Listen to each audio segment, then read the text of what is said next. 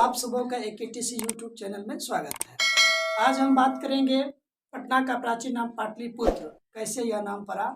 और इसके बारे में हम लोग जानकारी प्राप्त करेंगे। अब हम लोग चलते हैं प्राचीन नाम पाटलिपुत्र जो पड़ा कैसे पड़ा, प्रश्न की ओर चलते हैं, इसके बारे में हम लोग अवगत होंगे। जैसा कि आप लोग जान रहे हैं कि पाटलिपुत्र का नाम कैसे पड़ा,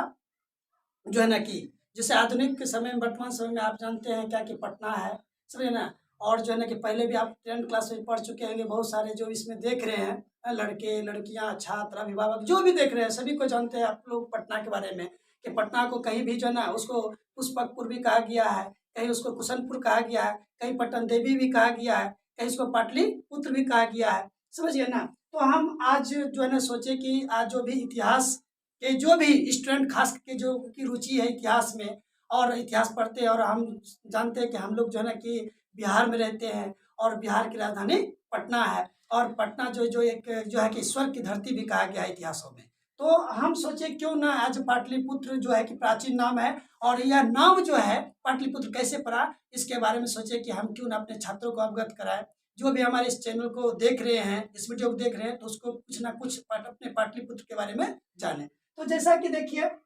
कहा गया है कि जो ना कि ये जो ना कि परंपराओं में ये मतलब कि ये बात जो कहा गया, कुछ परंपराओं में ऐसा माना गया है। परंपराओं के अनुसार पाटली नामक एक वृक्ष का नाम था। परंपराओं के अनुसार ऐसा देखा गया, पाटली नामक जो वृक्ष के कारण इसका नाम क्या पड़ा, मतलब कि पाटलिपुत्र। तो ये जो है कि ऐसा कोई परंपरा है, और परंपरा में इस बात का उल्लेख किया गया, वर्णन किया गया है। यह जो नाम जो है पड़ा जो है वह जो है पाटली वृक्ष, एक क्या था, वृक्ष था जो घर में हम लोग गाछ भी कहते हैं, वृक्ष को पेड़ भी कहते हैं, सही है। और देहाती भाषा में जानबे करते हैं किसको हम गाछ भी। तो जैसा कि कहा गया कि कुछ ऐसे मत माना गया है, विचार माना गया है, परंपरा माना गया है कि पाटली एक वृक्ष का नाम था कुछ परंपरा में। लेकिन अगर हम आगे बात अगर करते हैं 12वीं शताब्दी में चलते हैं, तो 12वीं शताब्दी में एक जैन ग्रंथ है,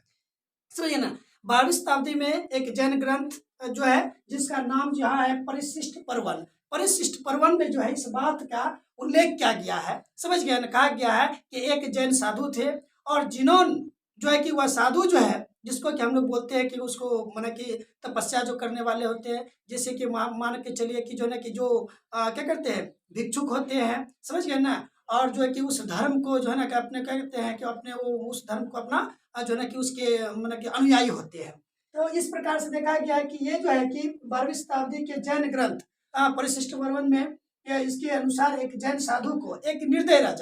राजा उसको कहते हैं, जैसा कि मान के चले जिसके अंदर में जो है ना कि माने कि अपने प्रजा के प्रति, समझ गए ना, जो निरंकारी होता है, निरंकुश होता है, त्याचारी होता है, जो मतलब जो ऐसा देखता हुआ राजा अपना जो पथ भ्रष्ट हो चुका है, जो रास्ता जिसके अंदर में मोह माया बिल्कुल नहीं है, जिसके अंदर में थोड़ा भी दया नहीं है, तो वैसे राजा ने क्या किया, उस राजा द्वारा वो जो साधु जो थे, समझिए ना, जो जैन साधु थे, जो जैन धर्म के मानने वाले थे, उन साधु को उन्होंने क्या किया, सूली पर लटका दिया। किस सूली पर लटकाया, सूली पर लटकाया, तो वही वृक्ष, कौन सा वृक्ष में, तब पाटली नामक जो वृक्ष था, जिससे कि हम जो बताएं कि यह जो वृक्ष पाटली नामक जो है माना जो परंपरा माना गया था, उसी वृक्ष में इसको क्या किया, उसको क्या किया, फांसी लटका दिया, उसे सूली पर क्या किया, चढ़ा दिया गया। जिसके कारण देखा गया कि सूली पर चढ़ाने के बाद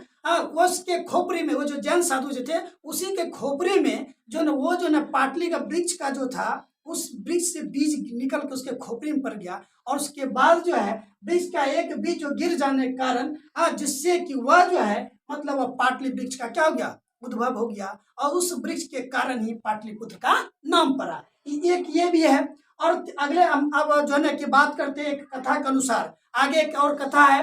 एक कथा के अनुसार ऐसा पता चलता है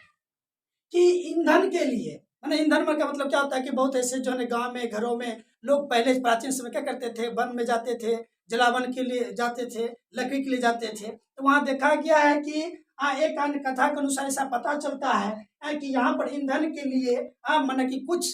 छात्र जो है, कुछ जो है कि विद्यार्थी जो है, समझ गए ना, जो अपने क्या किया, सहपाठियों के साथ अपने दोस्तों के साथ, मित्रों के साथ वो कहाँ गए, मैंने कि बन गए, किस लिए, जलावन के लकड़ी के लिए, ईंधन के लिए। और हंसी मजाक के क्रम में आप जानते हैं कि गांव घर में जो है ना कि ऐसे भी जो सहपाठी होते हैं, 2-4 मैंने सहपाठी दोस्त मित्र होते हैं, आपस में हंसी मजाक चलते रहता है। उस वन में गए वो लकड़ी के लिए, और हंसी मजाक में ही ऐसा देखा गया कि मित्र जो है, कोई ऐसे सहपाठी, कोई ऐसे मित्र दोस्त उस वृक्ष यानी पाटली जो वृक्ष जो था उसी वृक्ष से इसका जो ना हंसी में मजाक में उसका क्या किया, उसके साथ विवाह संबंध स्थापित कर दिया, यानी शादी उससे करा दिया गया। और शादी करा देने के बाद ऐसा देखिए आश्चर्यजनक की बात है, समझ गए ना, एक प्रकार अद्भुत की बात है कि वह जो ऐसे शादी हुआ, विवाह हुआ, विवाह होने के बाद जो है वह वृक्ष बिल्कुल हाड़ मांस में बिल्कुल बदल गया, एक स्त्री का रूप हो गया और एक नारी का रूप ग्रहण कर लिया, और जिससे कि वह जो है ना स्त्री और जो है ना वो जो है कि पुरुष मैंने को लड़के और जो है कि वो देखा गया कि वो जो है कि वृक्ष जो है वो दोनों के कारण, समझ गए ना, जो है कि देखा गया स्त्री में बदल जाने के दोनों के कारण जो है वह जो है ना कि संबंध होने के कारण जो है उन्होंने एक अपने क्या संतान को उत्पन्न किया। उस दोनों से क्या हुआ, एक संतान का जन्म हुआ और उस संतान के ही जन्म पर उसका पाटलिपुत्र नाम पड़ा, उसी संतान के नाम पाटलिपुत्र पड़ा। और देखा गया जिसके वंशज द्वारा धीरे धीरे उसके वंशज के द्वारा ही यह जो नगर बसता चला गया, ये परंपरा है। और आगे बात हम एक और बात है कि कथा सरित सागर के अनुसार, कथा सरित सागर जो है, कथा सरित सागर के अनुसार ऐसा पता चलता है कि यह जो है कि पुत्रक नामक ब्राह्मण कथा, ये जो कथा सरित सागर है जो इसमें उल्लेख किया गया है, इसमें जो वर्णन किया गया, बताया गया है कि ये जो है पुत्रक नामक ब्राह्मण और उसकी जो पत्नी जो थी जिसका पाटली के नाम पर कहते हैं पुत्रक जो है कि क्या कथा सरित सागर के अनुसार पुत्रक नामक ब्राह्मण की के कहते हैं कथा सरित सागर के अनुसार पुत्रक नामक ब्राह्मण और उसकी जो पत्नी जो है कि पाटली के नाम पर है पाटलिपुत्र नगर की जो है ना स्थापना हुई, ये नगर बसा, समझ गया ना। लेकिन अब हम लोग बात करते हैं कि ये जो भी है कहीं परंपराओं के अनुसार बताया गया है, कहीं जो है यहाँ पर जो है ना एक जो है ना कि जैन ग्रंथ में भी इस बात का प्रसिद्ध वर्णन किया गया है और कथा सरित सागर में वर्णन किया गया है। और एक जो यहाँ पर देखा गया है कि इतिहास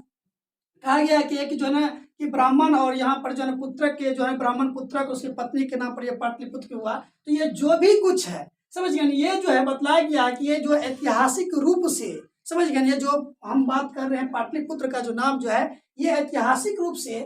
यह कथा कितनी सत्य है ये कहना बहुत ही कठिन है, समझ गए ना। इसमें हम इसको एक प्रमाणिक रूप से हम नहीं दे सकते हैं। हो सकता है कि ये हो भी सकता है या नहीं भी हो सकता है, या जो है कि यह सत्य कहना बिल्कुल जो है कठिन है। लेकिन जो भी हो लेकिन ये जो कथा के अनुसार ही हम पाटलिपुत्र के बारे में हमें ज्ञान मिलता है, जानकारी हमें मिलता है। क्यों कि इसके बारे में जो मैंने खुद जो अध्ययन किया मैंने जो इसके बारे में जो है पढ़ा इसके जो है कि डॉक्टर निहारिका के जो है महोदय कहते हैं डॉक्टर निहारिका द्वारा जो रचित पुस्तक जो है जिन्होंने प्राचीन जो है कि भारत के पुरातत्व और मुद्राएं में इस बात का जो है उल्लेख किया गया है, वर्णन किया गया है, जिसके माध्यम से हम इस बात को अध्ययन किए हैं, उसमें इस बात का बखान किया गया है। उसके द्वारा जो डॉक्टर निहारिका द्वारा जो पुस्तक रचित है उसके पुस्तक को अध्ययन करने से पता चल रहा है कि इस तरह से जो है पाटलिपुत्र नगर का क्या पड़ा, नाम पड़ा है, इस तरह उसके नाम का उजागर हुआ है, उसका नाम का उद्भव हुआ है। इस तरह से पाटलिपुत्र नगर की एक प्रकार से जो है ना उसके नाम पड़ा है। अब हम लोग बात करते हैं कि यह वीडियो आप लोग को कैसी लगी। अगर आपको यह वीडियो अगर अच्छी लगी तो आप इस वीडियो को आप जो है ना कि लाइक करिए, सब्सक्राइब करिए और कमेंट बॉक्स में अपना विचार को व्यक्त करिए। फिर हम नेक्स्ट वीडियो में मिलते हैं। जय हिंद।